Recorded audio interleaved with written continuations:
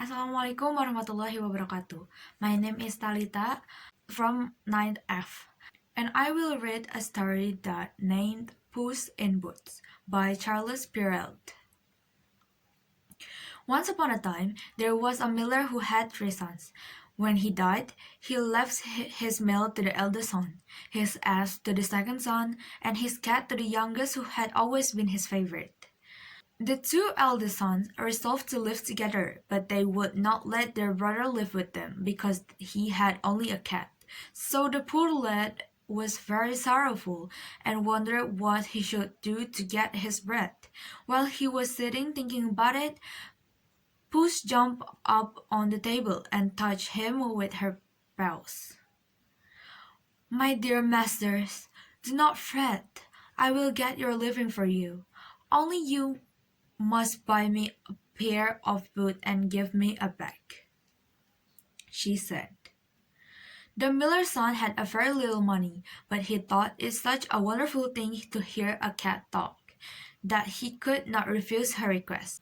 So he took Puss to the shoemakers and got him to make a very smart pair of boots, and then he gave her a large bag.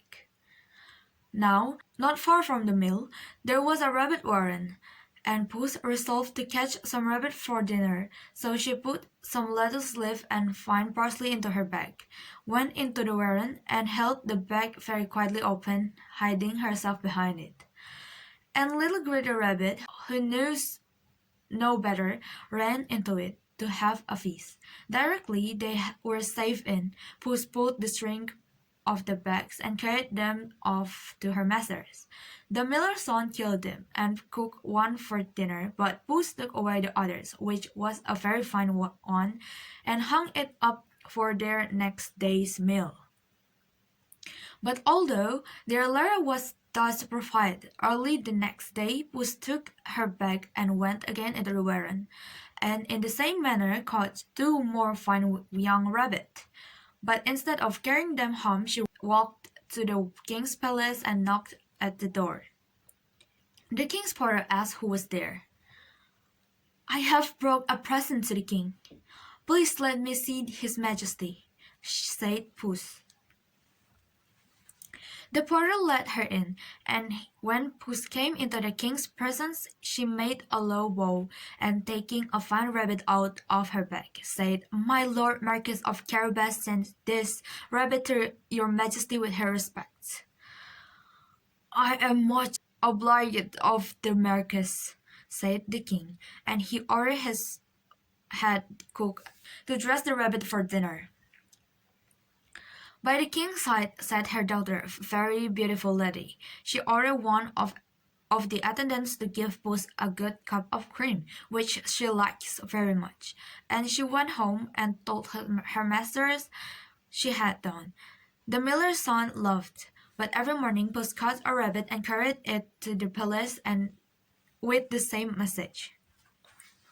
Now, in that country there lived a cruel ogre who used to eat children, so everybody was afraid of him, but nobody could kill him. He was such a giant. One day, Puss went to call on him. He received her civilly, for he did not care to eat cats. So Puss sat down and began to talk. "I hear, great ogre, that you are so clever and that you can turn yourself into any creature you please," she said. "Yes, so I can," said the ogre. "Dear me, how much I should like to see your ogreship to do with," said Puss. Then the ogre, who liked to show how clever he is, turned himself into a lion and roared so loudly that Puss was quite frightened and jumped out of the way. Then he changed back into the ogre again. Puss praised him a great deal and then said, "Can your ogreship become a small animal as well as the large one?" "Oh, yes," said the faint ogre, and he changed himself into a little mouse. Directly Puss saw him and this form, she jumped at him and killed him on the spot. Then Puss ran home and bade her master go and bathe in the river, and he should see what she would do for him. The miller's son obeyed, and while he was in the water, Puss took away all his clothes and hid them under the large stone. Now the king's carriage came in sight soon after, as Puss had expected, for he always drove in that direction. And directly she said it, she began to cry very loudly.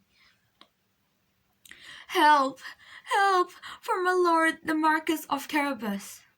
The king put his head out and asked what was the matter.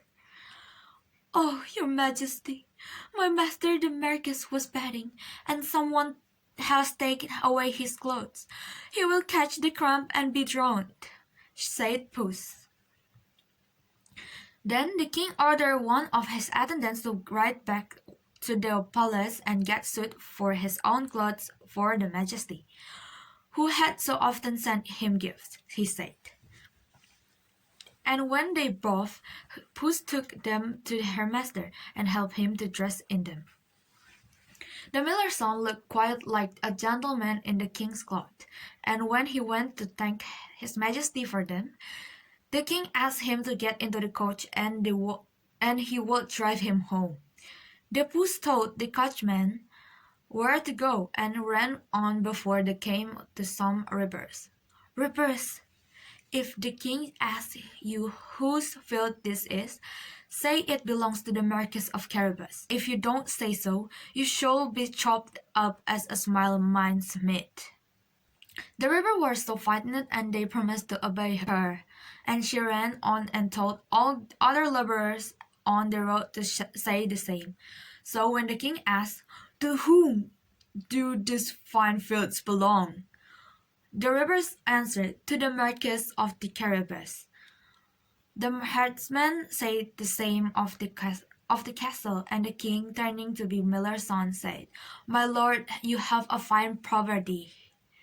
But all had belonged really to the ogre, for it was to his castle the cunning cat had told the coachman to drive. At last the coach stopped at the ogre's castle, and Puss came out and bowing very low, said, "Your majesty and the princess are welcome to the castle of my lord Marquis of Carabas." The king was delighted, for it was indeed a very nice castle, full of riches. They sat down to great feast, which Puss ordered to be served, and the king was so pleased with the miller's son and thought him a such good match for the princess, that he invited him to court, and in a little while gave him his daughter for his wife, and made him a prince. You may be quite sure that the miller's son was very grateful to Puss for his good fortune, and she never had to catch mice for her dinner any more. For dainty meat and the best cream were every day given to Puss in Boots. That's all for the story. Thank you. Wassalamualaikum warahmatullahi wabarakatuh.